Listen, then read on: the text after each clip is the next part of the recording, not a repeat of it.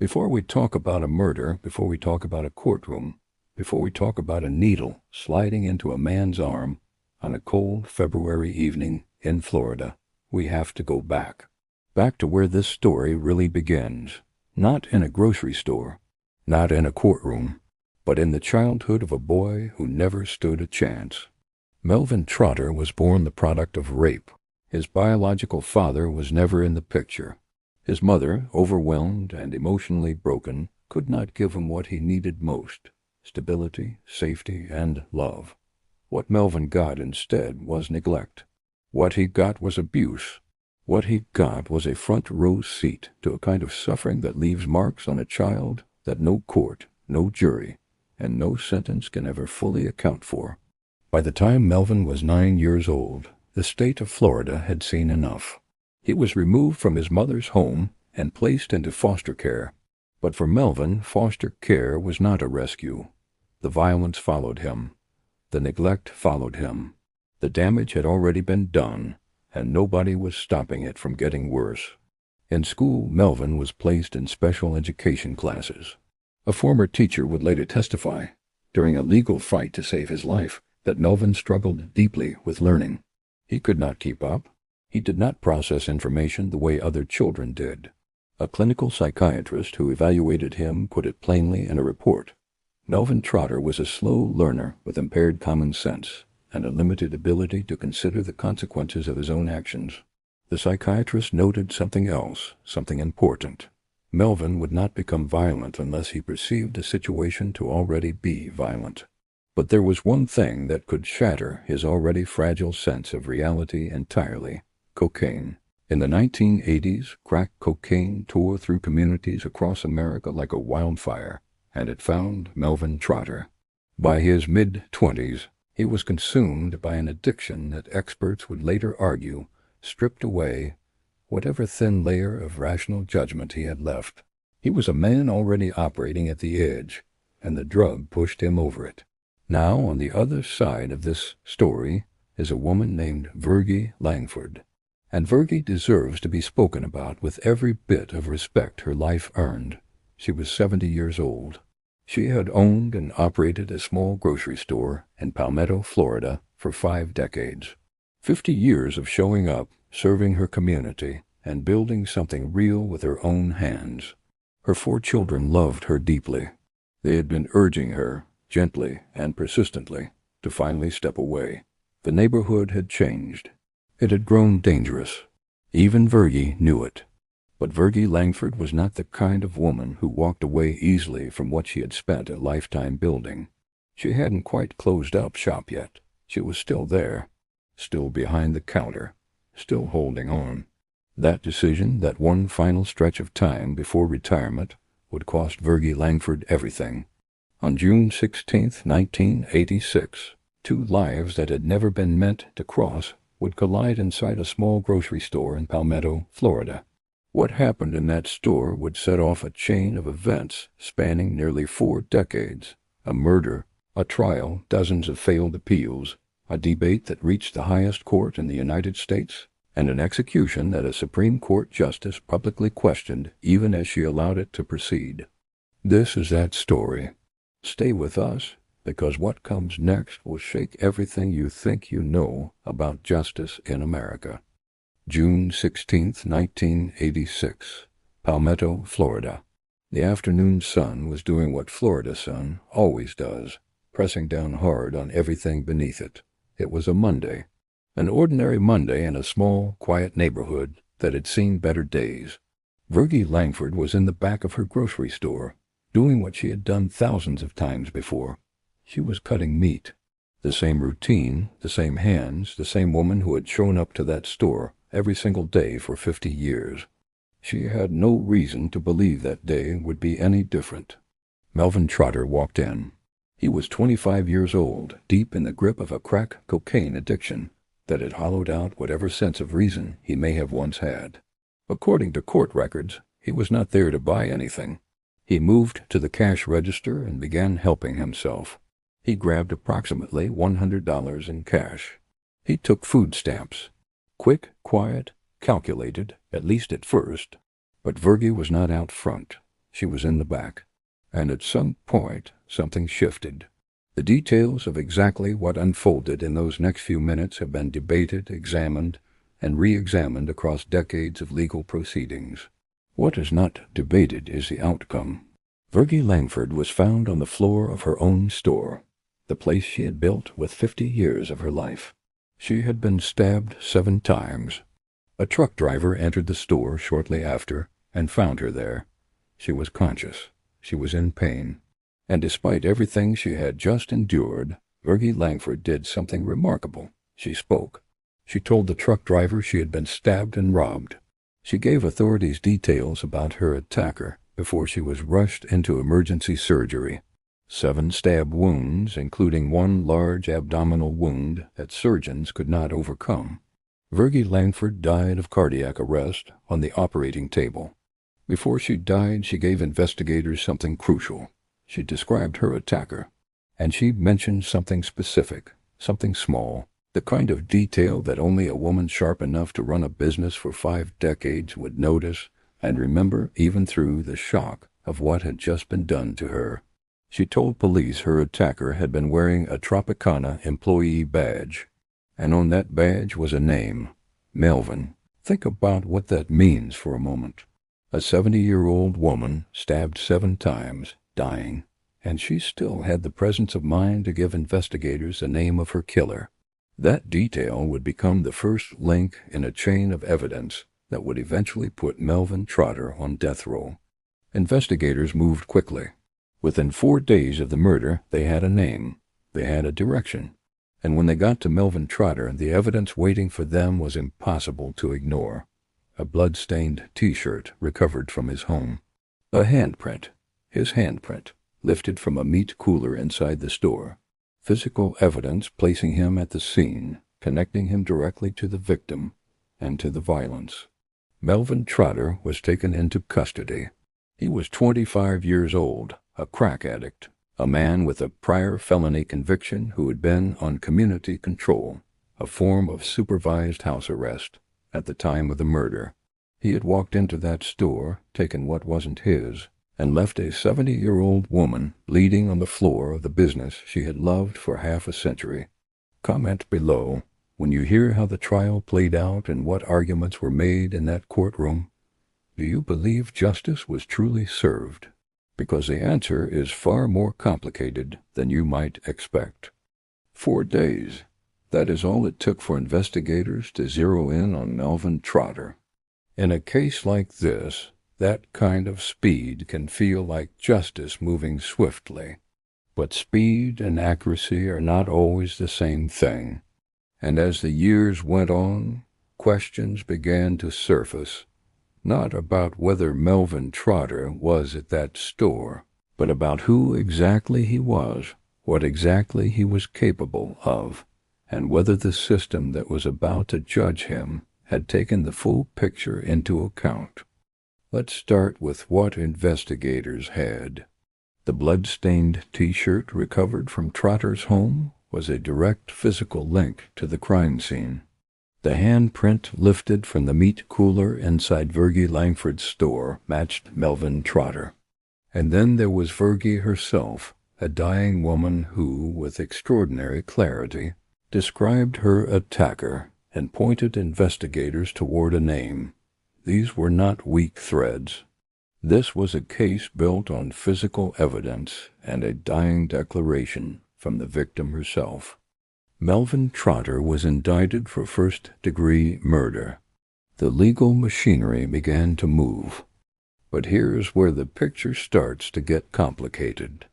Because sitting alongside all of that physical evidence was another body of information, a psychological profile that had been compiled years before this murder ever happened. A clinical psychiatrist had already documented that Trotter was a slow learner, that he had impaired common sense, that he struggled to understand the consequences of his actions, that his grip on reality could be completely destabilized by cocaine use. This was not invented after the fact by defense attorneys looking for a lifeline. This was documented. This was on record. This existed before June 16, 1986. The question that would haunt this case for nearly 4 decades was simple. Did any of that matter? Should it have mattered? When the case went to trial, prosecutors built a picture of deliberate, calculated violence. They pointed to the aggravating factors. Trotter was on community control at the time of the murder. He had a prior felony conviction. The killing happened during a robbery, and the manner in which Virgie Langford died, 7 stab wounds, a prolonged death, was ruled especially cruel. The jury heard all of it. They deliberated, and by a vote of 9-3, they recommended death. 9-3, not unanimous. 3 jurors, after hearing everything, did not believe Melvin Trotter should die for this crime. That detail matters. It has always mattered. The Florida Supreme Court would later find that the trial court had made errors in how it handled the aggravating factors in sentencing. Trotter was resentenced to death in 1993. The Florida Supreme Court affirmed that sentence in 1996, and from that point forward, Melvin Trotter began filing appeals, one after another, year after year. Each one denied.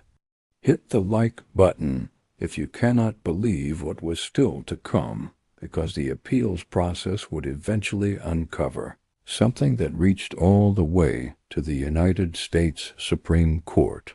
Multiple IQ tests placed Trotter on the borderline of intellectual disability. Under the 8th Amendment of the United States Constitution, it is illegal to execute someone who is intellectually disabled. His legal team argued repeatedly that executing Melvin Trotter would be unconstitutional. Courts reviewed the evidence. They looked at the early evaluations showing low cognitive function. They looked at later evaluations showing higher scores, and time after time they ruled against him. But here is the part that investigators, advocates, and eventually a Supreme Court justice found deeply troubling. Florida had built a system around its executions, particularly around its lethal injection protocol, that was almost completely shielded from outside scrutiny. Documents were redacted. Records were sealed. Prisoners who wanted to challenge the method of their execution were denied access to the very documents that could support their claims.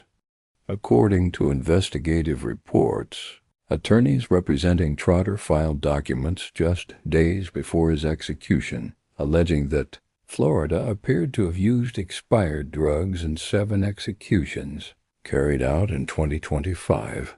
They had obtained heavily redacted drug logs through separate litigation.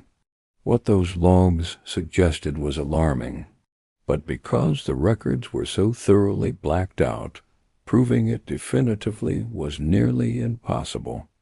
That was not an accident. That was a system designed to make the truth unreachable. 37 years is a long time to wait for anything. It is longer than most marriages, longer than most careers. It is, in many cases, longer than the entire lives of the people sitting on death row alongside you.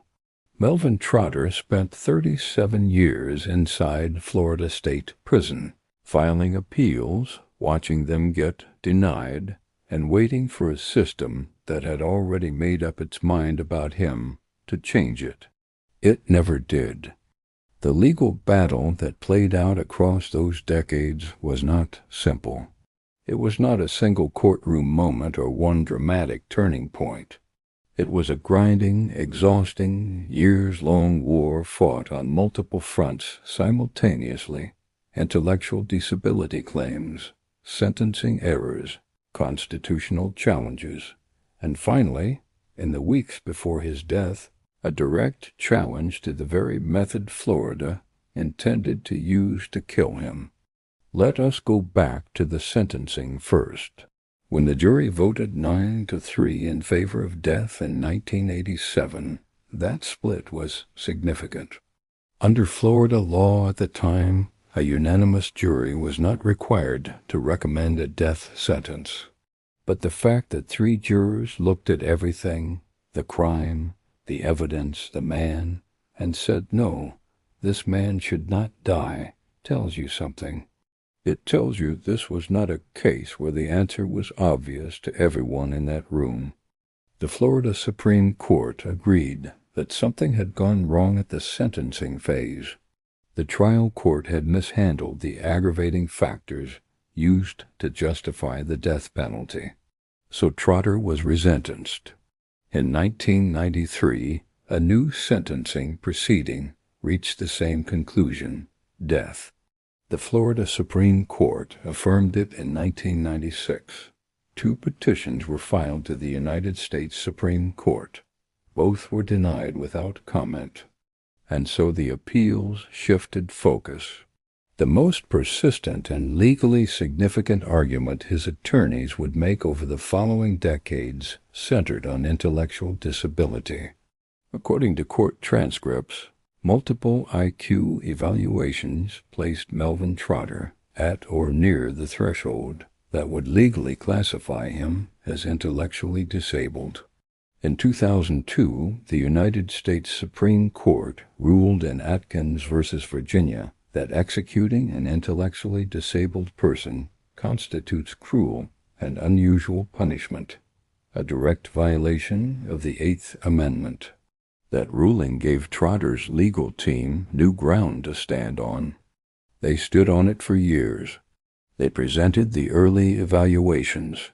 They presented testimony from his former teacher. They presented the psychiatric records documenting his impaired cognitive function. But prosecutors countered with later evaluations that showed higher IQ scores. Florida courts sided with the prosecution. The argument was rejected, and the years kept passing.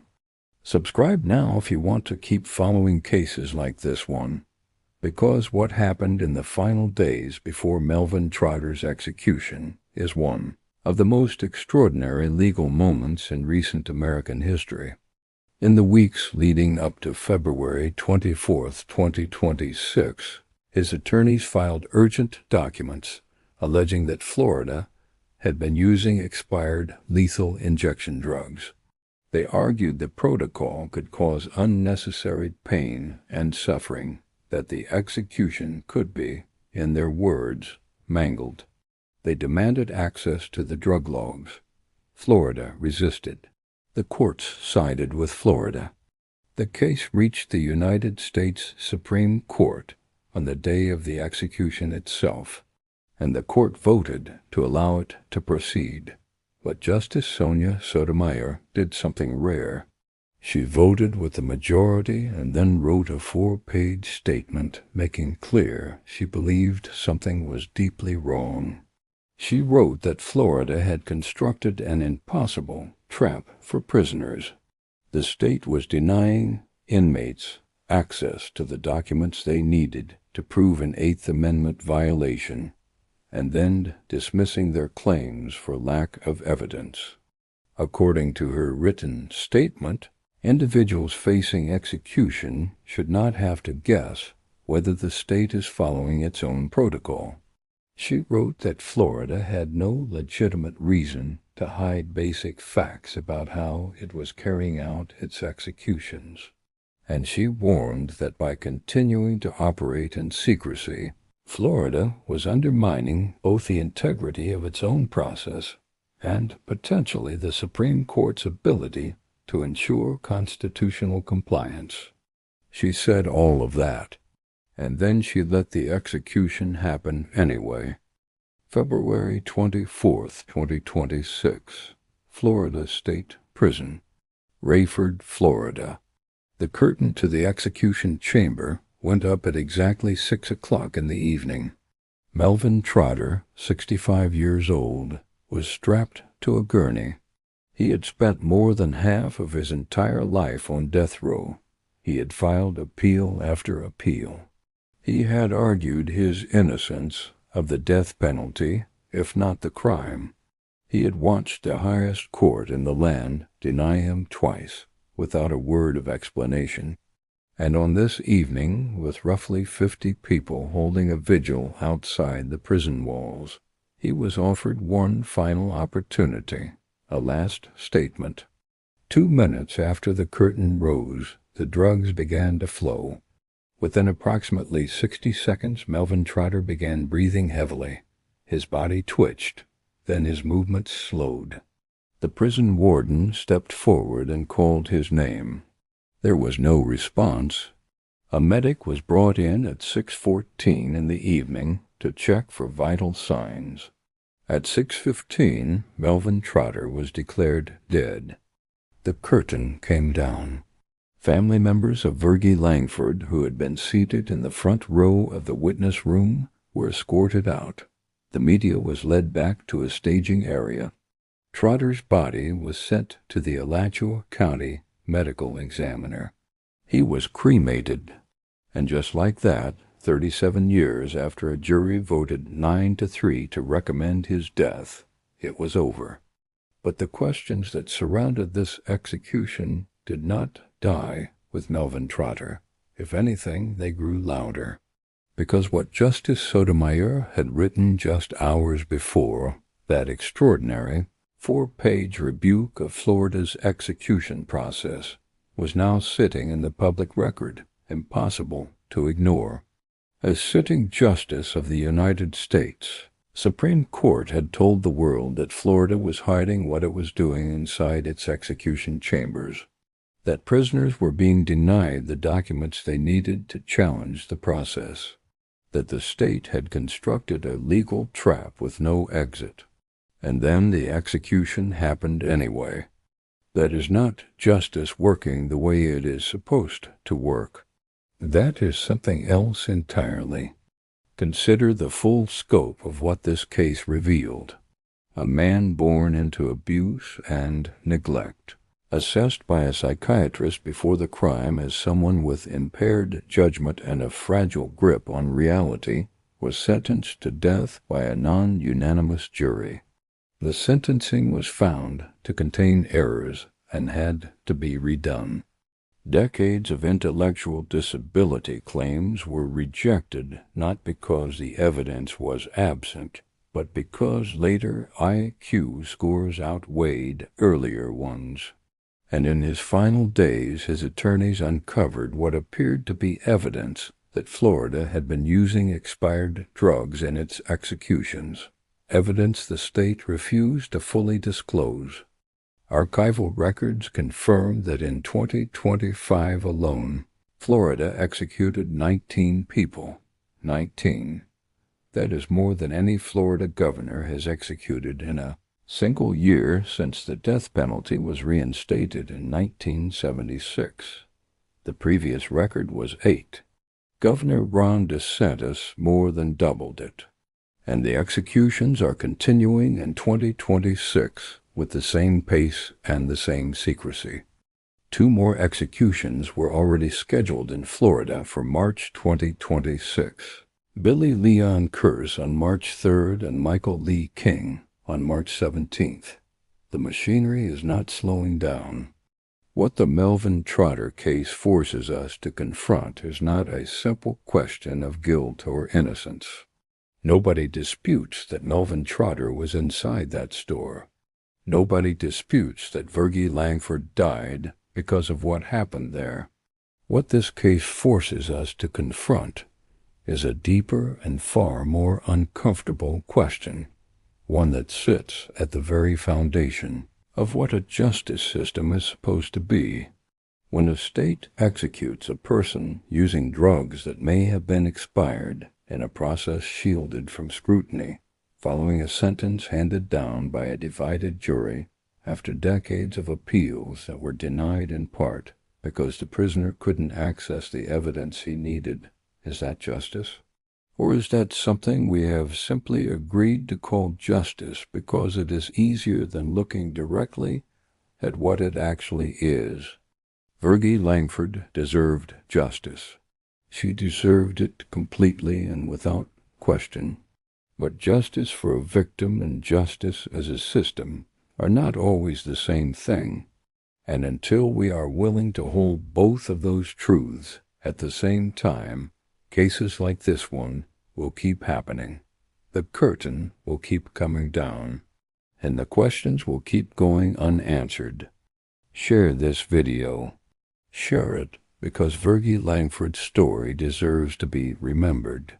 Share it because the legal failures in this case deserve to be examined. Share it because real justice, the kind that actually means something, requires people to pay attention.